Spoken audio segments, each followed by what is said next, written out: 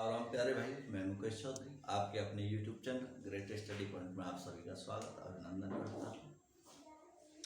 जैसा कि आपने पिछली क्लास में प्रॉफिट लॉस का समापन किया है, तो अब इस क्लास में हम पढ़ेंगे डिस्काउंट बट्टा। तो आइए उसके बारे में कुछ जान लेते हैं। डिस्काउंट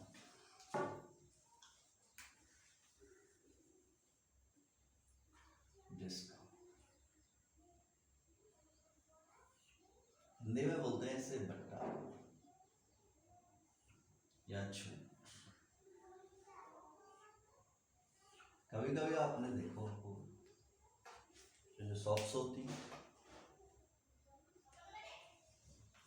उनमें लगा हुआ होता है ओ डॉलर, जैसे 50% ऑफ,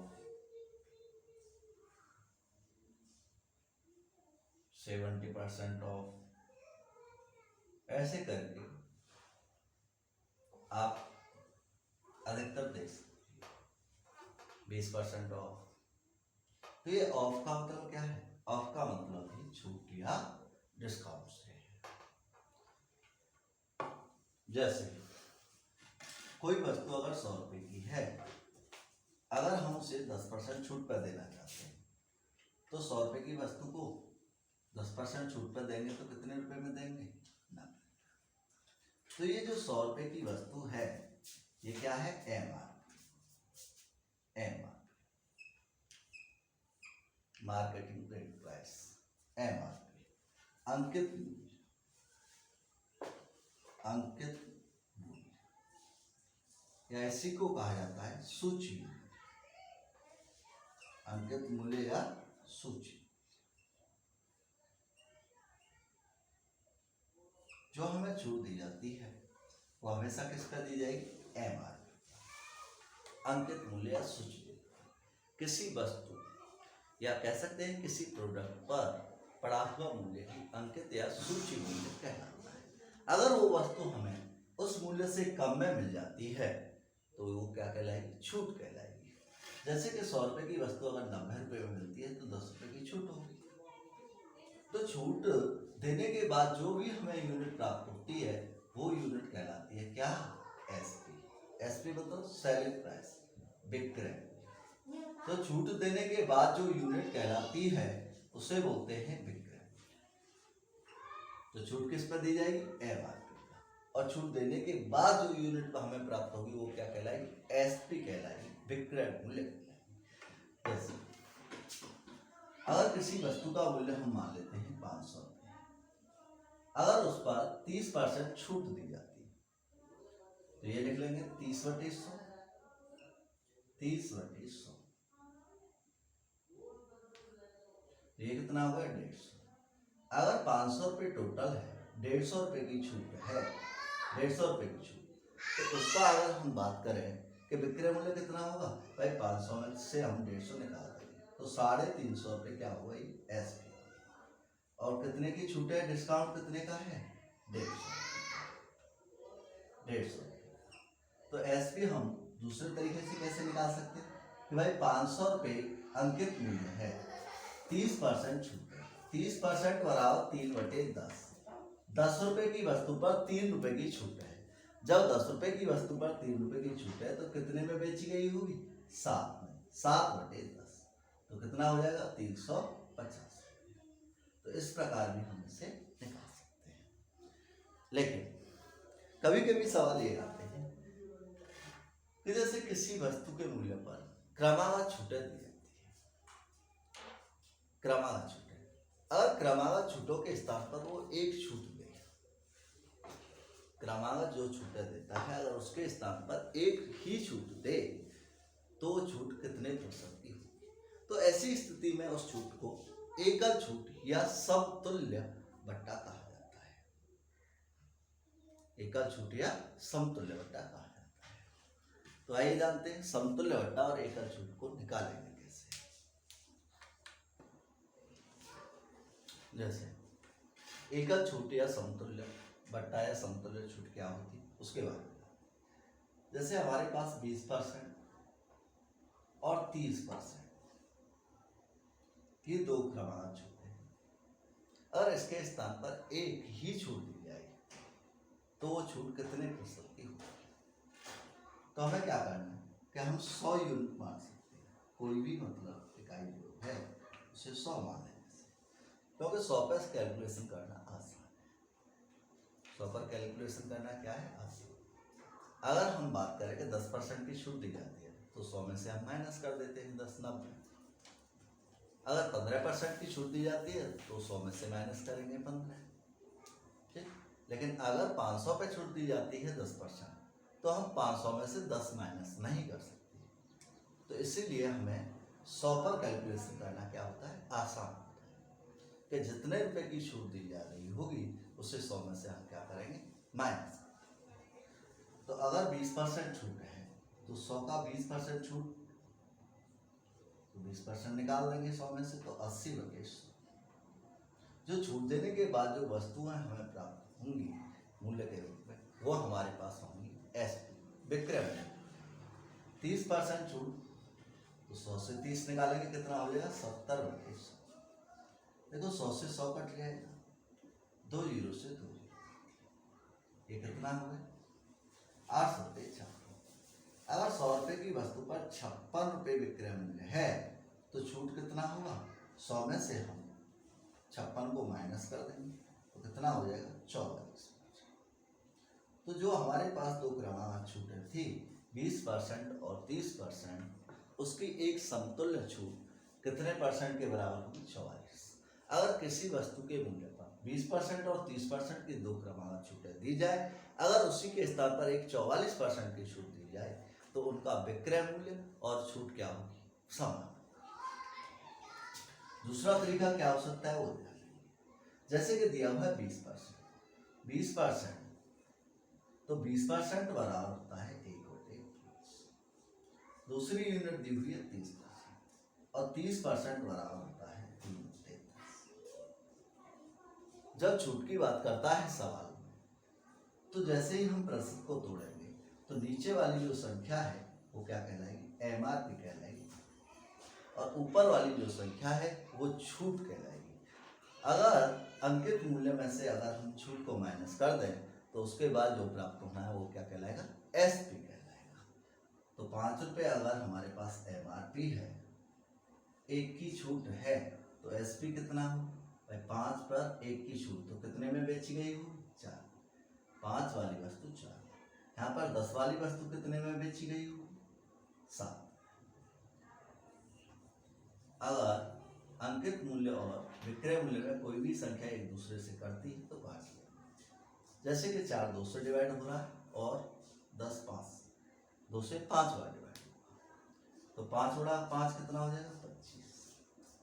इन संख्याओं का आपस में उड़ा करेंगे तो 14। 25 रुपए की वस्तु अगर 14 रुपए में बेचा जाए तो कितने की छूट होगी, 11 की। छूट हमेशा किस पर दी जाएगी, लाभ या हानि जो होता था वो सीपी पर दिया जाता था, लेकिन अगर छूट की बात करेगा तो वो हमेशा किस पर होगी, एमआरपी पर। तो 11/25 पूरा 100, और 25 से इसे डिवाइड करेंगे 4, 11 चौक 44। अगर आप फ्रैक्शन में परसेंटेज दी हुई है तो आप फ्रैक्शन को तोड़कर इस प्रकार क्वेश्चन को कर सकते हैं। अगर आपको फ्रैक्शन नहीं दी हुई है, जैसे एक इंटीजर नंबर है, पूर्णांक संख्या है परसेंटेज के रूप में, तो हम 100 में से माइनस करके इस प्रकार के क्वेश्चन को आसानी से कर सकते हैं। तो आइए देखते हैं आज का पहला क्वेश्चन। जैसा कि आज का पहला क्वेश्चन आप स्क्रीन पर देख पा रहे हैं, दिया हुआ है दो क्रमागत बट्टे 10% तथा 20% के समतुल्य एक ही बट्टा कितने प्रतिशत है। 10% और 20% दो क्रमागत बट्टे दिए जाते हैं, उसके स्थान पर जो एक समतुल्य बट्टा है या एकल बट्टा है वो कितने प्रतिशत है, ये सवाल में पूछ रहा है। 100 ये यूनिट अपनी तरफ से मानिए, क्योंकि 100 पे कैलकुलेशन करना क्या है, आसान। 10% छूट दी जाएगी तो 90/100। 20% छूट जाएगी तो भाई 100 में से 20 निकाल देंगे, कितना हो जाएगा 80 बटे 100 से 100 कट जाएगा, 2 जीरो और कट जाएंगे, 8 में 72। 100 रुपये की वस्तु को 72 रुपये में बेचा जा सकता है, लेकिन सवाल ने पूछा है छूट। तो 100 में से 72 जैसे ही माइनस करेंगे तो कितना होगा 28, और ये जो 28 है ये क्या है परसेंट, यही छूट परसेंट है। तो 10% और 20% के जो एक समतुल्य बटा है वो है 28%। प्रतिशत तोड़कर भी कर सकते हैं, 10% बराबर 1/10, 20% बराबर 1/10। 10 रुपए की वस्तु को कितने रुपए में, भाई 1 रुपए की छूट है तो ना, 5 रुपए की वस्तु को 1 रुपए की छूट है तो कितने में 4 में। आपस में गुणा कर लें, या अगर कोई भी संख्या डिवाइड होती तो डिवाइड कर सकते हैं, जैसे ये MRP है और ये SP, 2 से ये 2 बार और 2 से ये 5 बार, 5 गुणा 5 कितना हो जाएगा 25, 9 दूनी 18। अगर 25 रुपए की वस्तु को 18 रुपये में बेचेंगे तो कितने रुपए की छूट होगी 7 रुपये, कितने पर 25 पर, गुणा कितना हो जाएगा 100, तो 25 चौका 100, 7 चौका 28%। ठीक है भाई। नेक्स्ट क्वेश्चन दिया हुआ है, जैसा कि आप स्क्रीन पर देख पा रहे हैं, 30%, 20% तथा 10% का एक समतुल्य बट्टा ज्ञात करें। 30%, 20% और 10% का समतुल्य बट्टा। तो आप इससे सौ मान के भी कर सकते हैं और प्रतिशत तोड़कर। तो हम प्रतिशत तोड़ के करेंगे, भाई 30% बराबर होगा 3/10, 10 रुपए की वस्तु पर 3 रुपए की छूट, तो SP कितना हो जाएगा 7। 20% बराबर 1/5, 5 रुपए की वस्तु पर 1 रुपए की छूट, तो कितने की होगी 4, और 10% बराबर 1/10, 10 रुपए की वस्तु कितने रुपए में 9 रुपए।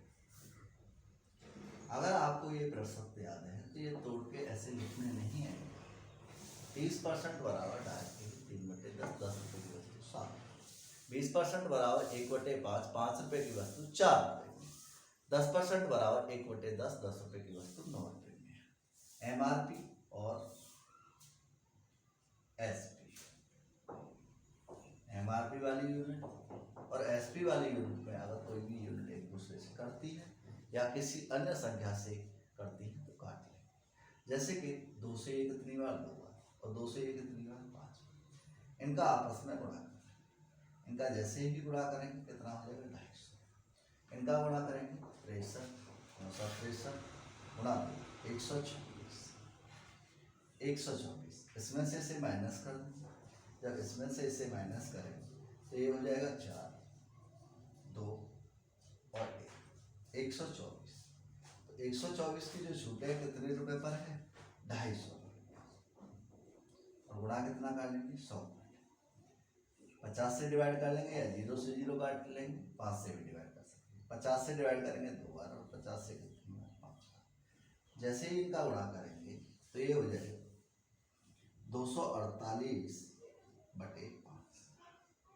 5 से डिवाइड कर देंगे, 5 का 20, 5 में 45 और 5 में 30। तो हमारे पास जो एक समतुल्य बट्टा आएगा वो कितना होगा 49.6। 100 मान की कर सकते हैं आसानी से, वो आपको खुद ही करना है स्वयं।